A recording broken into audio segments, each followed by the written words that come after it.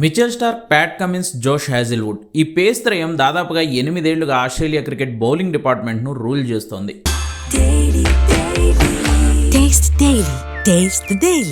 ఎన్నో చారిత్రక విజయాలను అందించి ఆసీస్ వైభవాన్ని ఆకాశమంత ఎత్తుకు తీసుకువెళ్లిన మోడర్న్ డే లెజెండ్సే వీళ్ళ ముగ్గురు. 2023 వన్డే వరల్డ్ కప్ ఫైనల్ చూస్తే చాలు వీళ్ళ ముగ్గురు ఆ టీంకి ఎంత బ్యాక్ బోనో అర్థమైపోతుంది. ఫైనల్ వరకు వరల్డ్ కప్లో ఓటమి అనేది లేకుండా దూసుకొచ్చిన టీమిండియాను 240 పరుగులకి ఆల్అౌట్ చేశారు ఈ ముగ్గురు.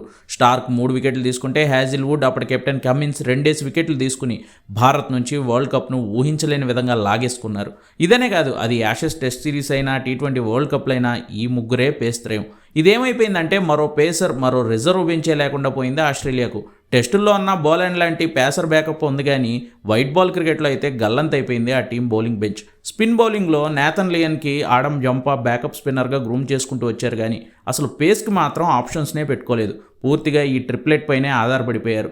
ఇప్పుడు ఈ వరల్డ్ కప్కి చూస్తే స్టార్క్ T20లకు రిటైర్మెంట్ ఇచ్చేశాడు. ప్యాట్ కమిన్స్, హ్యాజిల్వుడ్ ఇద్దరు గాయాల కారణంగా అసలు వరల్డ్ కప్కి దూరం అయిపోయారు. ఫిట్నెస్ కూడా అంతంత మాత్రంగానే ఉందని క్రికెట్ ఆస్ట్రేలియా చెప్పింది. So Bartlett, Nathan Ellis, Stoinis, green లాంటి వాళ్ళని నమ్ముకుని వరల్డ్ కప్కి వచ్చేసింది. ఫలితమే జింబాబ్వే, శ్రీలంక లాంటి టీమ్స్ పైన ఆసీస్కి ఘోర ఓటములు ఎదురయ్యాయి. ఐర్లాండ్, ఒమన్ లాంటి చిన్న జట్లపై మీద మాత్రమే విజయాలు సాధించిన ఆసీస్ అనూహ్యంగా లీగ్ దశలోనే ఇంటిదారి పట్టాల్సి వచ్చింది.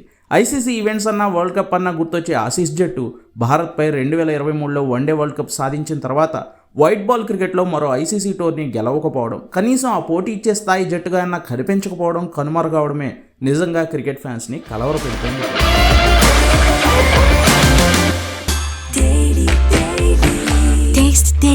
Taste the Daily.